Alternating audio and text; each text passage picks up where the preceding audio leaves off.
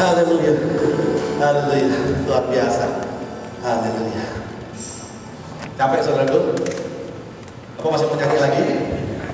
Haleluya. Anak-anak sekolah minggu, kita siapkan hati kita saudaraku. Kita belajar kebenaran firman Tuhan. Kita tundukkan kepala. Bapak, siapkan hati kami Tuhan. Kalau kami mendengar kebenaran firman-Mu ya Tuhan.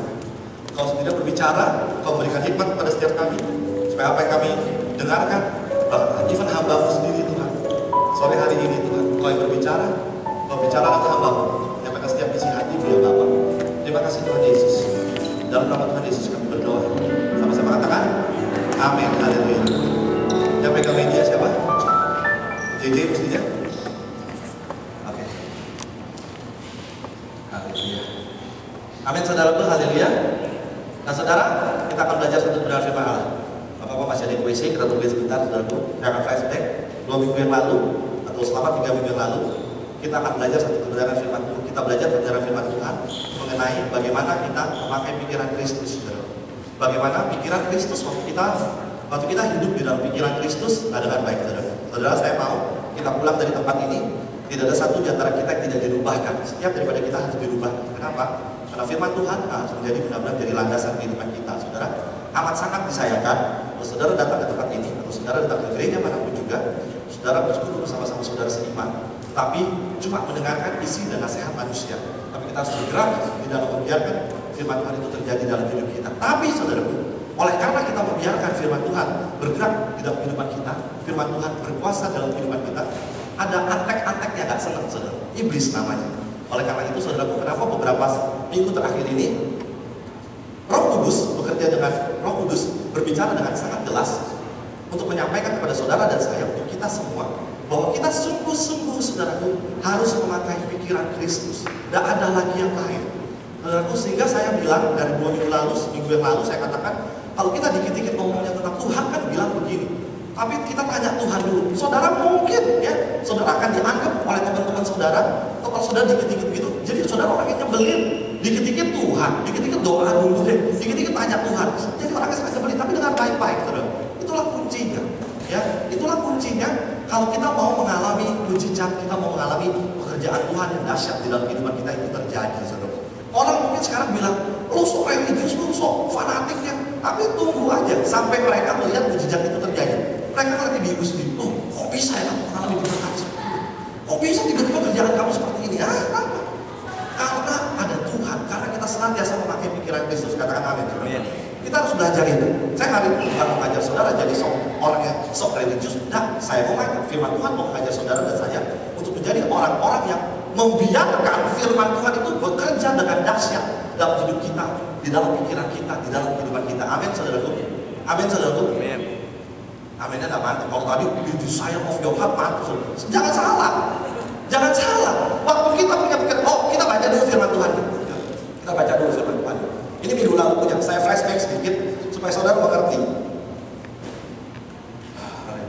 Yohanes 15 ayat 7. Gak ada di situ, boleh sendiri ketik sendiri. Yohanes 15 ayat 7. Haleluya. Saudara mau the desire of your heart, He will give you the desire of your heart. Amin. Saudara mau mujizat terjadi, tetap terjadi dalam hidup saudara. Saudara, buat Tuhan, buat anak-anak Tuhan, mengalami mujizat itu bukan teori kemakmuran, itu janji Tuhan.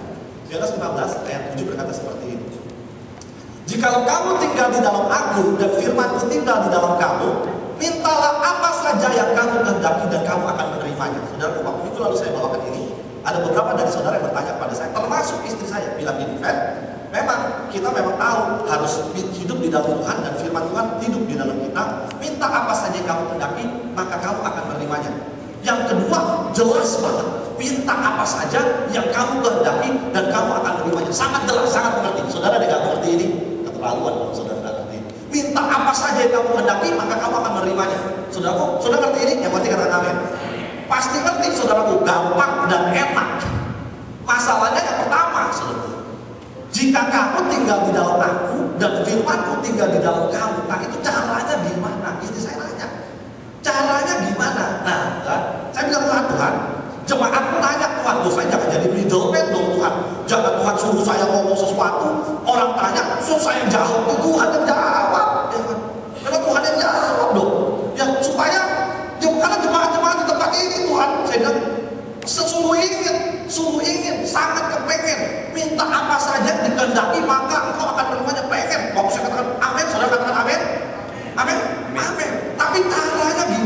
Caranya, jika engkau tinggal di dalam aku dan firman-Ku tinggal dalam kamu. Saya bilang, Tuhan, caranya gimana Tuhan? Tinggal di dalam engkau dan firman-Ku tinggal di dalam aku. Hari ini Tuhan jawab, saudara. Saudara mau belajar itu?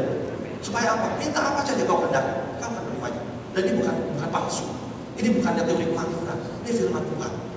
Waktu kita jalankan ini, minta apa saja kamu kehendaki, kau akan menerimanya. Saudara, anak-anak Tuhan dengan baik harus mengalami janji Tuhan. Katakan amin. Sebab Tuhan kita bukan Tuhan yang bohong. Sehingga saudara duduk di tempat ini, kita dengarkan baik-baik, kita biarkan Roh Kudus bekerja dengan luar biasa sehingga kita bisa mengalami ini sekarang. Yang pertama Tuhan katakan, aku selalu memakai pikiran Kristus. Kita tinggal di dalam Tuhan dan firman-Ku tinggal di dalam engkau tuh selalu memakai pikiran Kristus. Gimana Pak? Apa saya terus membiarkan gimana caranya pakai pikiran Kristus itu gimana? Apa pikiran Kristus kayak helm terus bisa dipakai di sini? Gimana caranya? Ya. Gimana caranya pakai pikiran Kristus? Apa terus-terusan Alkitab ini terus ditaruh di atas kepala gini supaya jadi pakai pikiran? Gimana caranya? Ya, apa kita gimana caranya Pak? Sekarang saya ngerti Pak untuk pikiran Kristus, cuma gimana caranya? Karena firman Tuhan mengatakan, tetapi aku selalu memakai pikiran Kristus. Kita harus memakai pikiran Kristus untuk membiarkan kita tinggal di dalam Dia dan firman-Nya tinggal di dalam kita menggunakan pikiran Kristus. Oke, kita akan belajar saudaraku. Ini yang terjadi. Bagaimana memakai pikiran Kristus? Dengar baik-baik. Iblis paling tidak senang dengan baik-baik. Dengar baik-baik. Pikiran itu ada di mana sih saudaraku? Di sini? Atau di sini? Oh, saya sudah banyak pikiran. Pengen puisi itu mesti benar juga saudara. Kadang-kadang kalau kita lagi pengen ujian, saya kalau SMA atau kuliah banyak pikir pengen ujian. Saya ini saudara pengen puisi itu harus benar ya kadang-kadang. Tapi pikiran bukan di sini. Apa di sini? Saya pikiran nih. Gini sih? Enggak. Pikiran di sini saudara. Iblis tidak bisa main ke hati, tidak bisa. Iblis mainnya ke pikiran. Jangankan saudara, semua tokoh Alkitab disikat sama iblis sama pikirannya. Kenapa? Waktu kita pakai pikiran Kristus, minta apa saja itu akan terjadi. Oleh karena itu, iblis pakai, iblis sikat, iblis blok, iblis tutup pikiran kita supaya kita tidak pakai pikiran Kristus. Jangankan saudara, Yesus pun dicoba seperti itu. Nah, saudara sudah perhatikan baik-baik. Saudara sudah sering baca ayat ini. Tapi hari ini, biar menjadi satu pewahyuan buat saudara dan saya, bahwa wah begitu ternyata iblis mainnya ya, main kasar dia ya. Ya, dengar baik-baik, buka bersama saya. Yuk kita lihat, perhatikan baik-baik. Supaya sepulang dari tempat ini, setiap daripada saudara dan saya tahu bagaimana kita memakai pikiran Kristus. Haleluya. Buka bersama saya Matius 3 ayat 17. Haleluya. Matius 3 ayat 17.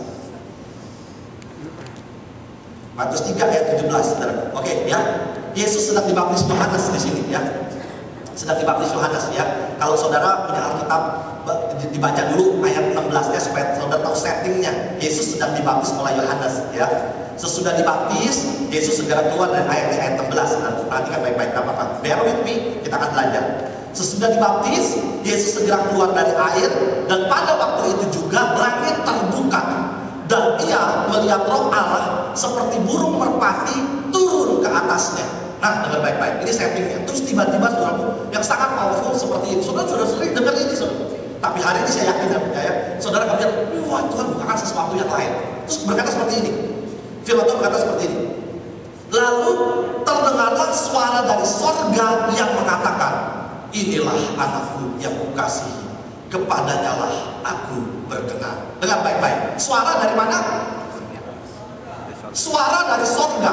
Suara Allah sendiri. Suara Allah sendiri yang terdengar jelas. Bukan cuma sama Yesus. Kalau dia cuma sama Yesus kan Tuhan ngomong ini, inilah anakku yang kukasihi. Lo ngomong cuma sama dia kok. Ya mesti ngomong semua orang yang ada di situ dong, betul ya. Terdengar suara dari surga. Jelas saudaraku. Inilah anakku yang kukasihi, kepadanya lah aku berkenan. Suara dari mana? Dari sorga. Suara Tuhan sendiri. Langit terbuka, Tuhan ngomong sendiri. Dengar baik-baik, saudara perhatikan settingnya. Kita kalau baca Alkitab tuh instant noodle, pengennya cepet-cepet. Begitu baca Alkitab, cepet-cepet. Pak Ferdi suruh 2 pasal, biar aku buru-buru habis, biar bisa tidur. Jadi sering instant noodle, saudara. Ya, instant noodle. Ya, tapi enggak. Kita hari ini harus belajar. Kita harus lihat saat itu langit terbuka, suara keluar dari surga. Inilah suara Allah sendiri, suara Tuhan sendiri dari sorga. Suara dari mana? Suara dari sorga, bukan suara dari speaker. Bukan waktu itu belum ada sound system. Suara dari sorga, semua orang mendengar, semua orang melihat. Suara dari sorga mengatakan, inilah apa dikatakan? Inilah apa? Sama-sama. Anakku yang kukasihi, kepadanya lah aku berkenan. Inilah anakku yang kukasihi, kepadanya lah aku berkenan. Selesai Yesus dibaptis. Itu pasal 3 ayat 17. Turun ke bawah sedikitnya. Iblis itu paling macam-macam. Iblis paling macam-macam. Setelah Yesus dan semua orang mendengar di situ Allah sendiri berbicara, inilah anakku yang kukasihi, di ayat keempat pasal yang keempat ayatnya yang ketiga, iblis langsung ngomong gini, jika engkau anak Allah, perintahkan dong batu ini menjadi roti. Dengar baik-baik, iblis main di pikirannya Yesus. Dengar baik-baik, iblis gagal, iblis berhasil pada waktu dia mengecoh Adam dan Hawa. Dia pikir Yesus pun bisa dikecoh seperti itu. Itu pola permainan iblis di dalam pikiran manusia. Hawa, Tuhan bicara pada Adam dan Hawa, Tuhan bilang, semua pohon buah yang ada di taman ini boleh kamu makan. Gak usah diganti boleh. Semua pohon yang ada di taman ini boleh kamu makan. Iblis ngomong gini, Tuhan bilang semua pohon nggak boleh kamu makan kan ya? Iblis mencoba mengecoh atau mengoceh, mengecoh saudara, ya. Dengan pikiran manusia, di dalam pikiran manusia, supaya Adam dan Hawa bingung. Dengar baik-baik, saudara lihat nggak di Alkitab? Dengar baik-baik, saudara lihat nggak di Alkitab? Adam dan Hawa dibilang sama Tuhan, semua pohon di taman ini boleh kamu makan buahnya. Waktu iblis ngomong sama dia, tidak sekalipun Adam dan Hawa tanya. Aku tanya Tuhan dulu ya. Aku tidak jelas, tapi aku coba tanya Tuhan dulu. Enggak. Itulah yang iblis mau lakukan pada saudara dan saya. Waktu saudara tidak tanya Tuhan dulu, saudara putar balik pikiran saudara. Iblis putar balik pikiran saudara. Itulah firman dan terjadi. Waktu dikatakan bergembiralah karena Tuhan, maka dia akan memberikan the desire of your heart. Right away after I said this, right away after this word come to you, iblis mulai bilang, masa sih cuma bergembira aja Tuhan kasih the desire of your heart? Coba saya yakin saudara di tempat ini dapat 20-30. Berapa persen dari antara saudara waktu mengatakan, He will give you the desire of your heart. Delight yourself in the Lord. Mulai pikir, masa gampang gitu? Itu bukan saudara, itu bukan saudara, suara iblis. Iblis coba seperti itu terus-terusan. Jangankan saudara Yesus, apalagi dibaptis, langit terbuka, suara Allah dari surga bilang, inilah anakku yang kukasihi. Turun 5 ayat, iblis ngomong gini, kamu anak Allah, coba dong bikin batu jadi roti. Dengar baik-baik nanti saudaraku,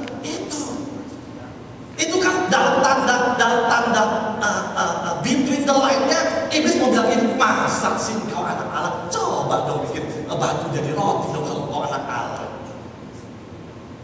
Halo, betul?